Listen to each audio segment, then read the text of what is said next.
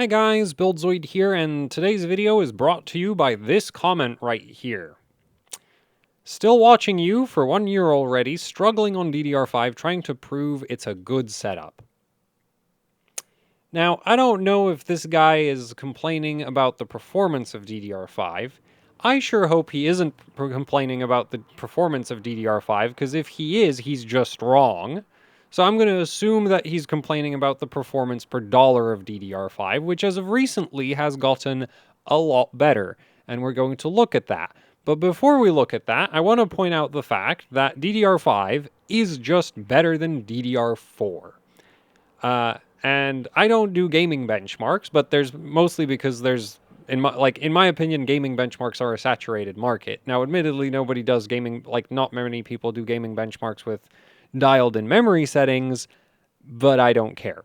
So anyway, we're gonna, borrow some other people's benchmarks, and we're gonna start with TechSpot. This article is written by Steve Walton, who also runs Hardware Unboxed.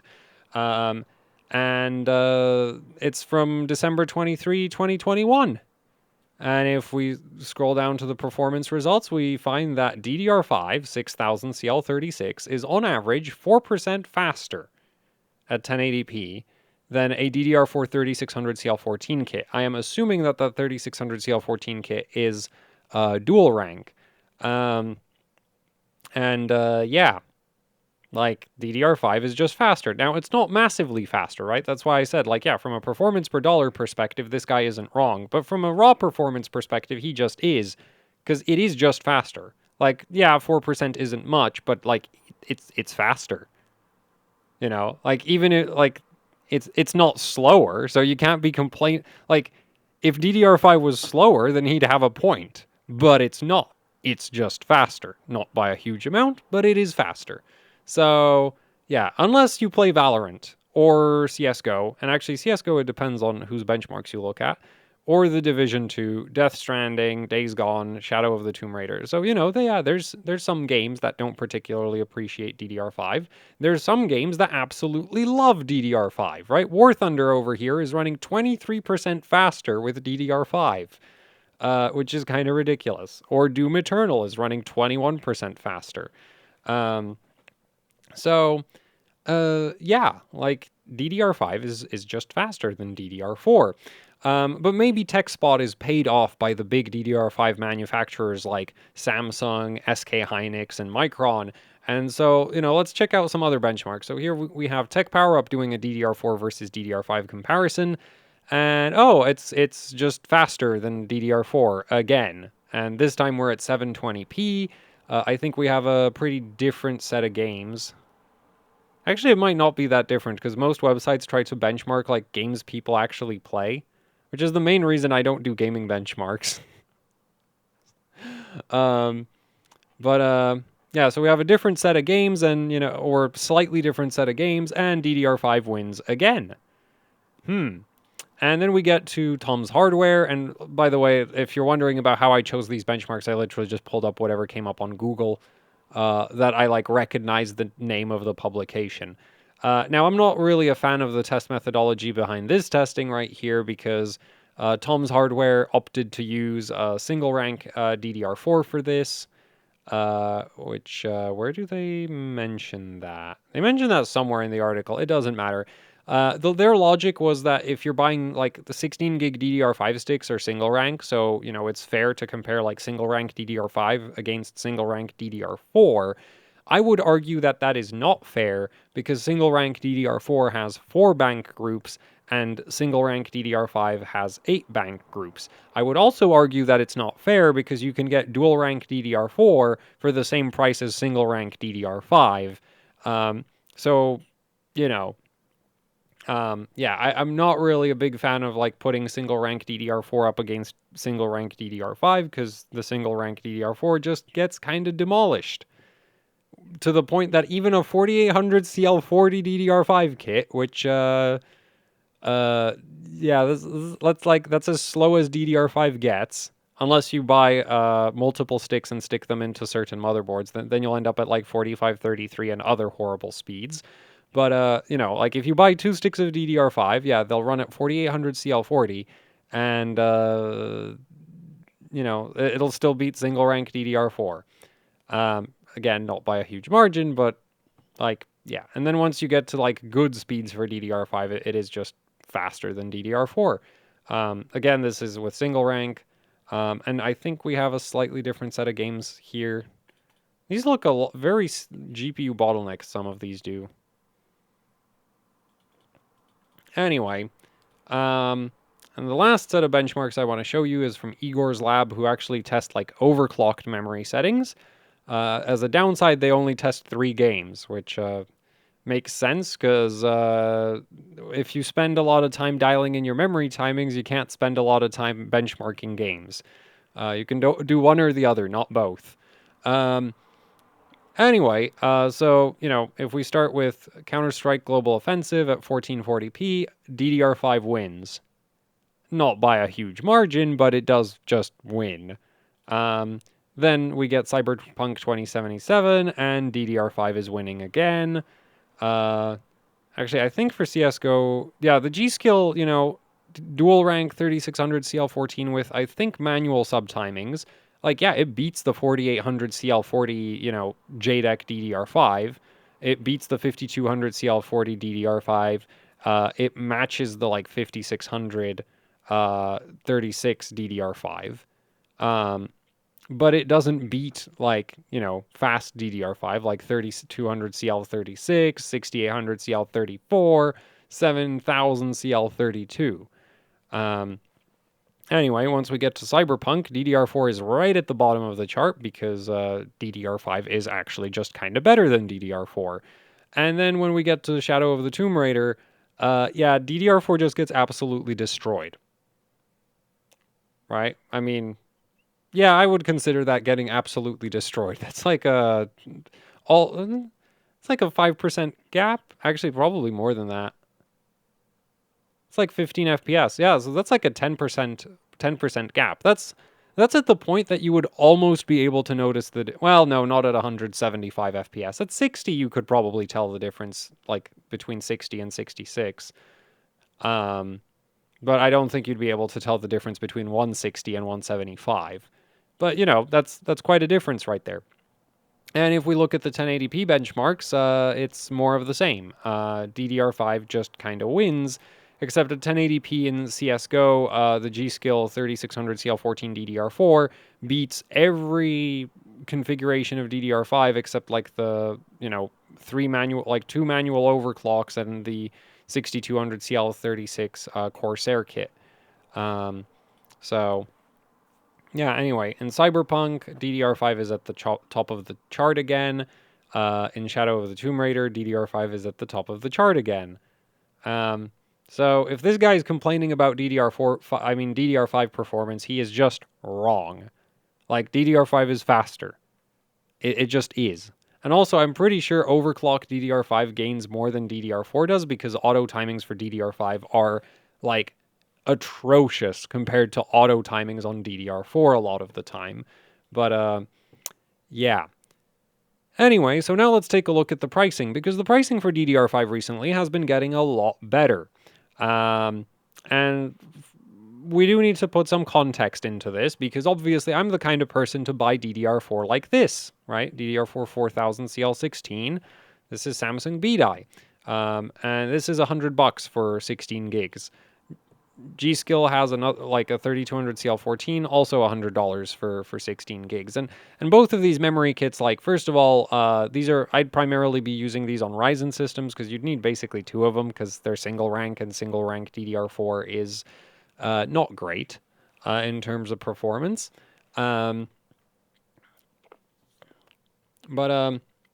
Yeah, so I wouldn't really recommend single rank DDR4. Also, with the 3200 CL14 kit, you have to manually overclock this because the auto performance from a 3200 CL14 kit is actually kind of miserable, especially on Ryzen systems because of the Infinity fabric not being clocked very high. But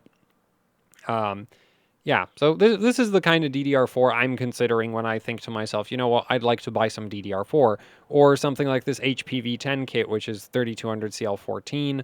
and $200. So like price-wise, this is the same thing, right? Like you're paying $100 per 16 gigs of DDR4, at least if you want Samsung B-Die. There are also options like, well, actually, no, please, not that. If you want something a bit more, like less manual tuning required, you get 3600 CL14 from G-Scale for $240, right? So basically, all of the DDR4 that I would personally be interested in buying is $200 or more if you want 32 gigs of it. Now, admittedly, you can get some incredibly cheap DDR4. You can get 16 gigs of DDR4 for under $50 today, which is, man, I wish Samsung B-Die was this cheap. But I have, like, yeah, I don't have particularly cost-effective taste in memory kits. And the same is true if we look at like, the 16 gig DDR4 DIMMs, though admittedly these might actually be single rank. So the performance on these compared to like dual rank DDR4, like compared to DDR5 is going to really struggle. Like a kit like this actually, potentially falls into the Tom's Hardware comparison where even DDR5 4800 CL40 would actually be faster. Now, luckily for our extremely cheap DDR4 memory kit over here, cheap DDR5 is kind of non-existent, right? Like you have 8 gig DDR5 DIMMs, which you should just avoid in my opinion for reasons that we're going to get into soon enough. Now, let's say you want to buy, like, because this is a 2x16 DDR4 kit, right? You want to buy a 2x16 DDR5 kit, you're going to spend $170 on that, so you're paying twice as much. Actually, you're paying more than twice as much, right? And yeah, it's going to be slightly faster, but that's too much, right? Like for a slight performance improvement, paying twice as much for your memory, that's too much. Says the guy who advocates for buying Samsung B-Die at over $200. Which is like, this is even worse from a performance per dollar perspective, I think. But anyway, so yeah, like really cheap DDR4 exists and it's still, and whereas cheap DDR5 still isn't a thing. Like low-end DDR5, like if you look at like low-end DDR4 versus low-end DDR5, low-end DDR4 just wins because low-end DDR5 still costs way too much. But once you start looking at like, high-end DDR4 versus mid to high-end DDR5, things stop being so one-sided because DDR5 as of recently has been getting some actually like reasonably priced higher speed kits. But before we get to that, the reason you should avoid 8 gig DDR5 DIMMs is that they have half as many bank groups as the 16 gig DDR5 DIMMs, which basically means that these are like, so with DDR4 you want dual rank because dual rank is significantly faster than single rank. And the reason why dual rank is significantly faster than single rank is because dual rank has 8 bank groups for memory access interleaving, whereas single rank has 4 bank groups. Well, 8 gig DDR5 DIMMs have 4 bank groups, whereas 16 gig DDR5 DIMMs have 8 bank groups. And this isn't anything to do with how many memory ranks those DIMMs have, but it's down to the internal organization of the memory chips. Basically, the memory chips used on 8 gig DDR5 DIMMs are just worse than the memory chips that are used on 16 gig DDR5 DIMMs. So yeah, you should avoid 8 gig DDR5 sticks unless you can find them incredibly cheap. Like I would not pay $50 for for this right here when you can literally get 32 gigs of DDR4 for 80. Like, sure, this might be single rank DDR4. I don't care. It's still going to be better than whatever the hell this is. Right? So anyway, now then let's take a look at the sort of interesting DDR5 options in terms of cost and performance. And the first thing, so actually, let's go through this in order, actually. We're not going to skip to the, like, actually good DDR5 kits. So we start scrolling along, and, the 8 gig sticks are a bad idea. The 16 gig stick, so the funny thing with DDR5 is it has so much memory bandwidth per memory stick, and each memory stick has 2 memory channels on it. So a 16 gig stick of DDR5 is actually not as painful for performance as like a single stick of DDR4. Like single stick of DDR4 is very noticeable. Like you lose so much performance by going from two sticks to one stick. But going from two sticks of DDR5 to one stick of DDR5, like you still lose a lot of performance, right? Like you're literally cutting your memory bandwidth in half. But because you do still have two memory channels on that one stick of memory of DDR5, the memory controller does like is still able to somewhat interleave the memory accesses between the two channels, and so you don't get anywhere as like you don't get quite as much of a performance penalty as you do on DDR4. Like it's still painful. I wouldn't really recommend that you do this, but if you really wanted to do a sort of like I buy one 16 gig stick now and then I buy another 16 gig stick later kind of thing, doing that with DDR5 is better than trying to do that with DDR4 because one 16 gig stick of DDR4 highly not recommended. One stick of DDR5 just not recommended, right? Like I still wouldn't recommend that you do that, but if you really wanted to, at least it wouldn't be as bad as trying to do the same thing with DDR4. Anyway, let's keep going.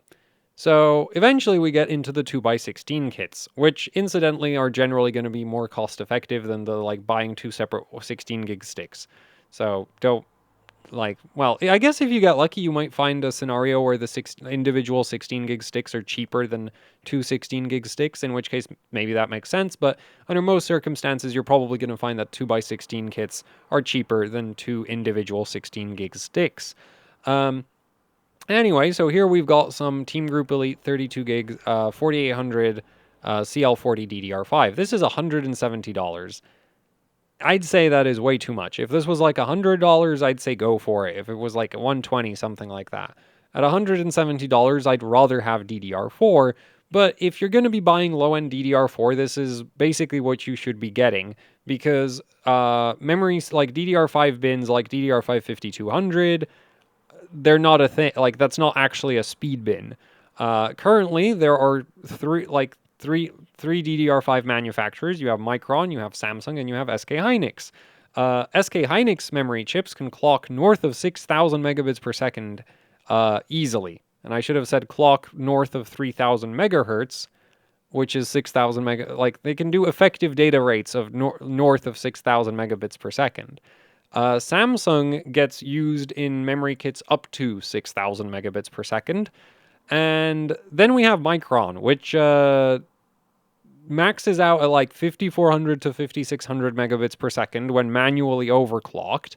And consequently, the XMP profiles that it comes in are 4,800 and, well, 4,800 isn't an XMP profile. So the memory kits that Micron memory chips are found in are 4,800 rated kits and 5,200 rated kits.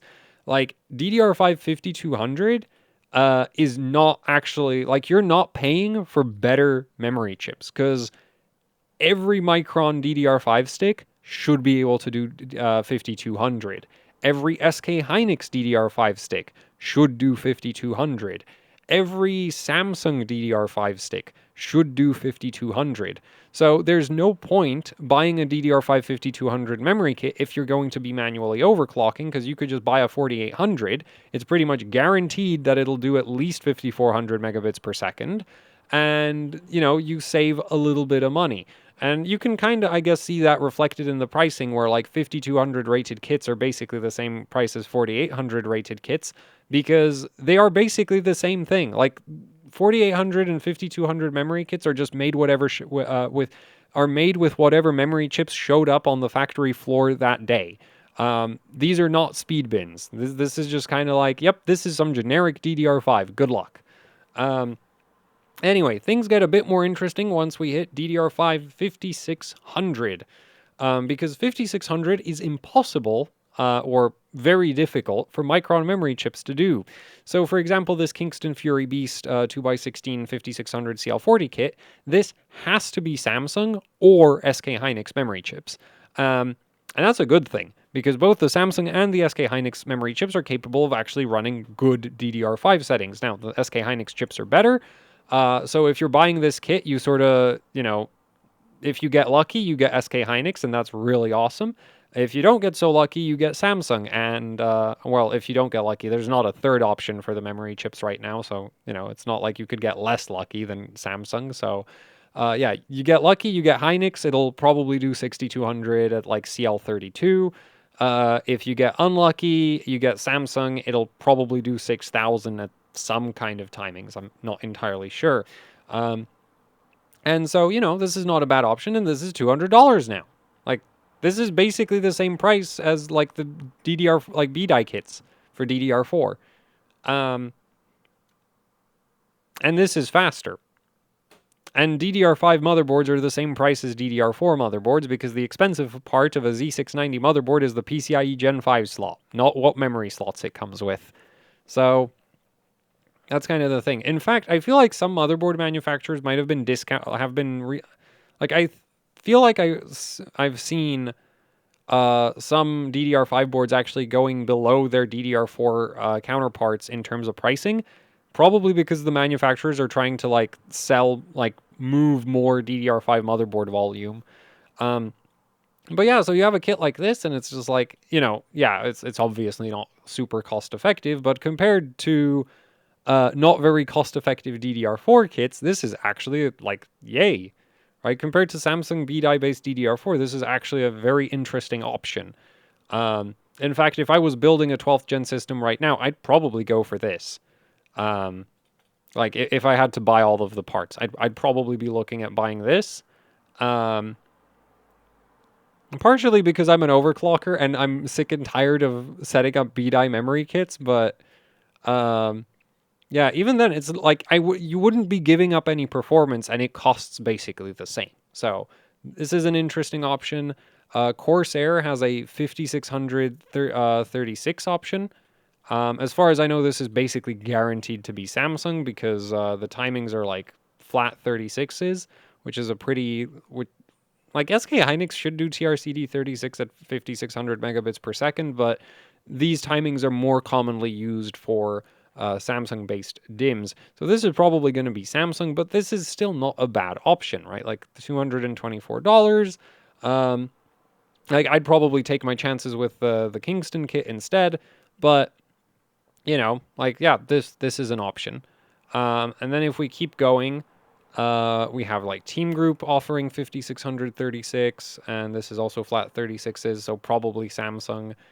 So yeah, like if you're willing to get, Samsung-based DDR5, like there is a lot of options now at around the sort of $230 price point, which compared to high-end DDR4, not terrible actually. Like, again, from a performance per dollar perspective, if you compare it to something like a really cheap DDR4 kit, yeah, it's not great, but it's not like it was when DDR5 first launched. And the best example I have for like DDR5 launch, actually, maybe I'll use a G-Skill kit. It's a 5640, looking for a 6036. No, that's Corsair. No, those are 40s, 36, 40. This there's no like price history for that one. That's useless. G-Skill tried it there. That has to, oh, also no price history. Are you kidding me?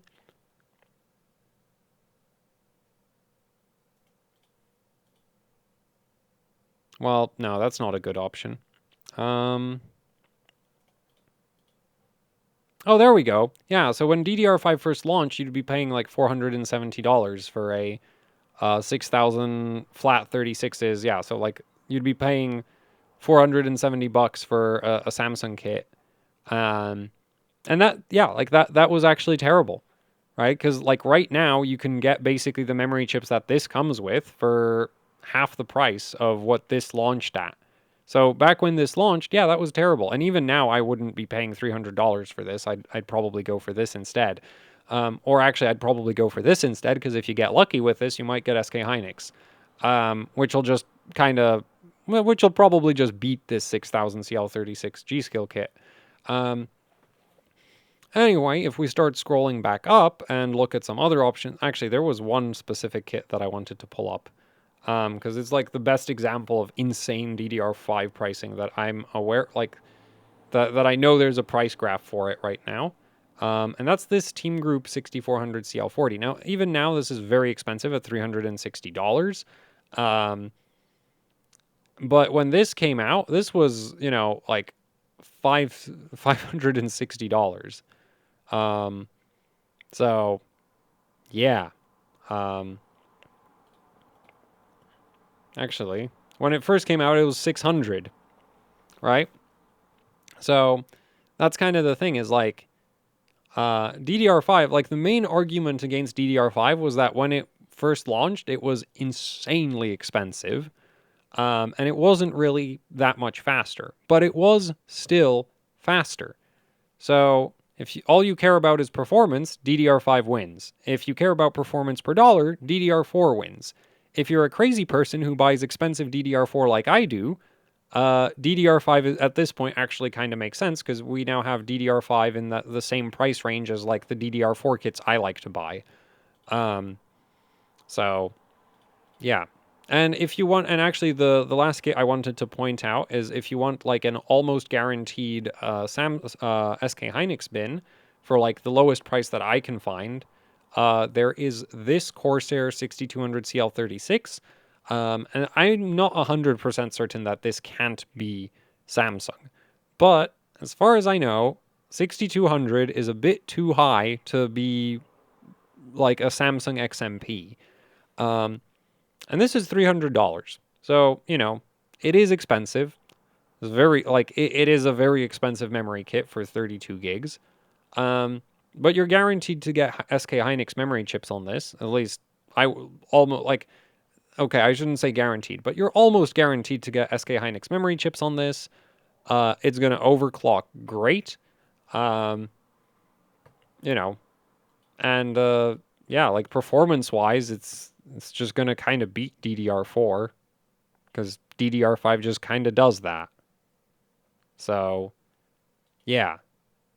So we're starting to actually, you know, see some interesting options for like what I would like higher performance DDR5.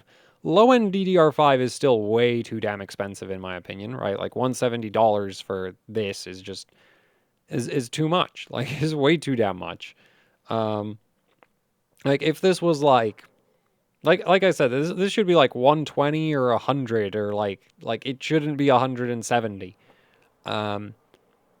But for like if you're into higher speed memory kits, you know, and you actually care what memory chips you're getting, that kind of thing, at around 200, you know, at like around $230, DDR5 now is starting to have some really interesting options. And you know, if you're building like high-end systems where the cost isn't that much of a concern, then at $300 you've got basically guaranteed SK Hynix chips. And if you're absolutely hell-bent on guaranteeing SK Hynix, you can go for like those 6400 rated Team Group kits. Because that's like the main way to find SK Hynix memory chips right now is just speed. If it's rated for 6400 or higher, it has to be SK Hynix because the other memory chips don't do those kinds of speeds. Wait a minute. What did Corsair dig up? There's no way that's right. 32... No, that has to be a typo. I bet you it's a typo. I'm going to look that up. Tech specs? Yeah, it's a typo. Yeah, there's no way it was TRCD 32 with TRP 39. That doesn't make any sense. Cool. Yeah. I wouldn't I wouldn't recommend that. Cuz the thing is like you can hit that speed on like a 6200 rated kit or a 6400 rated kit. So yeah. Anyway, that is it for this video. I'm going to leave links to all the articles that I referenced down in the description. This guy is just wrong if he's talking about performance. I'm assuming he's talking about performance because, like, I don't, like, prove it's a good setup. Like, yeah, I can't, like, I can't, I can't think of any other ways to interpret that as he's complaining about DDR5 performance, in which case he's just freaking wrong.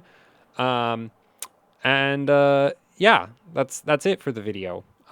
There's some interesting DDR5 options out there now, and obviously as time progresses, DDR5 prices should be coming down more. So hopefully sometime soon we'll get like low-end DDR5 that isn't ridiculously overpriced, because currently it still is. I don't consider 4800 CL40 a good idea for $170. So anyway, that's it. Thank you for watching. Like, share, subscribe, leave any comments, questions, suggestions down in the comment section below if you'd like to support what I do here with actually hardcore overclocking. I have a Patreon. There's a link to that down in the description below. There's also the AHOC Teespring store where you can pick up shirts, hoodies, posters, you know, the usual YouTuber merch. And there's a link to that down in the description below. I don't know why I'm having such a hard time doing the outro. Oh, I know why. It's because I'm trying to click through the tabs at the same time. But anyway, yeah, so there's Patreon, link in the description. There's Teespring, link in the description. I also have a Bandcamp. If for some reason you hate your ears, you might want to check that out. I make like industrial metal noise type stuff. Not really sure what to call it, so yeah. Anyway, that's it for the video. Thanks for watching, and goodbye.